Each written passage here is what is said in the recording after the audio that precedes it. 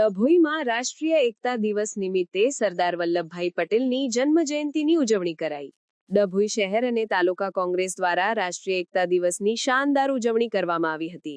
આ પ્રસંગે ડભોઈ વડોદરા ભાગોળ પાસે આવેલી સરદાર વલ્લભભાઈ પટેલની પ્રતિમાને કોંગ્રેસના અગ્રણી નેતાઓ અને કાર્યકર્તાઓએ ભાવપૂર્વક ફૂલહાર અર્પણ કરીને તેમને યાદ કર્યા હતા. ભારત દેશના એકીકરણમાં સરદાર સાહેબનું યોગદાન માત્ર દેશમાં જ નહીં પરંતુ વિદેશોમાં પણ સન્માનનીય છે.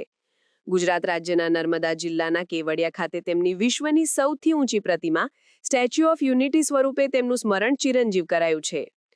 કોંગ્રેસ પક્ષને ગર્વ છે કે સરદાર વલ્લભભાઈ પટેલ જેવા કદાવર નેતાઓએ દેશ માટે અસંખ્ય બલિદાન અને કુરબાનીઓ આપીને ભારતનું નિર્માણ કર્યું હતું.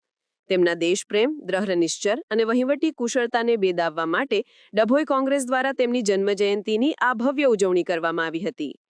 આ ગૌરવશાળી પ્રસંગે ડભોઈ કોંગ્રેસના મુખ્ય નેતાઓ અને કાર્યકર્તાઓ મોટી સંખ્યામાં હાજર રહ્યા હતા, જેમણે સરદાર સાહેબના આદર્શોને અનુસરવાનો સંકલ્પ લીધો હતો. સુધીરભાઈ બારોટ, ડભોઈ તાલુકા કોંગ્રેસના પ્રમુખ, સતીશભાઈ રાવલ, ડભોઈ શહેર કોંગ્રેસના પ્રમુખ, મુસ્તુફા ખલીફા, અજયભાઈ રાઠવા, કુણાલભાઈ તડવી, ફિરોજભાઈ બગીવાલા, ડભોઈ શહેર અને તાલુકાના મોટી સંખ્યામાં કોંગ્રેસી કાર્યકર્તાઓએ અને ઉપસ્થિત સૌએ સરદાર પટેલના જીવન અને કાર્યને યાદ કરી રાષ્ટ્રીય એકતા જાળવી રાખવાના તેમના સંદેશને જન જન સુધી પહોંચાડવાનો દ્રઢ સંકલ્પ વ્યક્ત કર્યો હતો. આજે સરદાર વલ્લભભાઈ પટેલની 150મી જન્મજયંતિ નિમિત્તે ડભોઈ શહેર તેમજ તાલુકા સમિતિ દ્વારા વડોદરી ભાગોળ ખાતે આવેલ સરદાર વલ્લભભાઈની પ્રતિમાને અમે પુષ્પાંજલિ અર્પણ કરીને એમના ચરણોમાં વંદન કર્યા છે.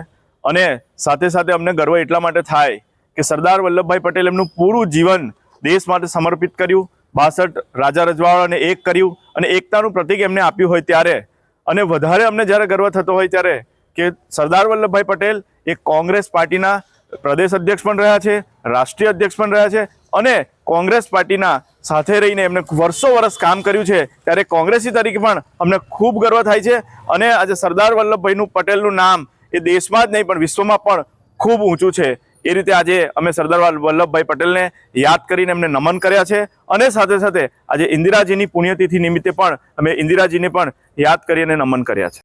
સરદાર વલ્લભભાઈ પટેલની 150મી જન્મજયંતિ નિમિત્તે ડભોઈ શહેર કોંગ્રેસ તેમજ તાલુકા કોંગ્રેસ દ્વારા અહીંયા ડભોઈ ચોક ખાતે તેમને પુષ્પાંજલિનો કાર્યક્રમ રાખવામાં આવ્યો હતો. અને આજે અમે ગર્વથી કહી શકીએ છીએ કે આજે આટલા વર્ષો પછી પણ જે એમના કાર્યો હતા તે બિરદાવવા માટે લોકો આજે પણ એમને ભૂલ્યા નથી.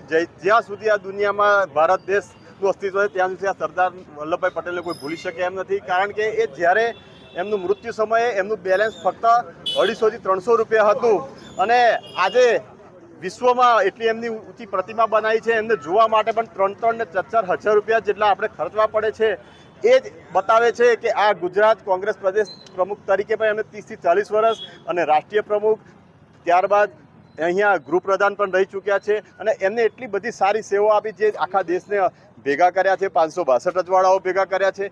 એમના કાર્યો જીવનમાં કોઈ પણ આ દેશ ભારત દેશ ભૂલી શકે તેમ નથી. સમાચારની અવનવી અપડેટ જોતા રહો નિખરતા ગુજરાત ન્યૂઝ સાથે. નિખરતા ગુજરાત ન્યૂઝને લાઇક, શેર, સબસ્ક્રાઇબ કરો અને બેલ આઇકન દબાવીને સમાચારની ઝડપી માહિતી મેળવો.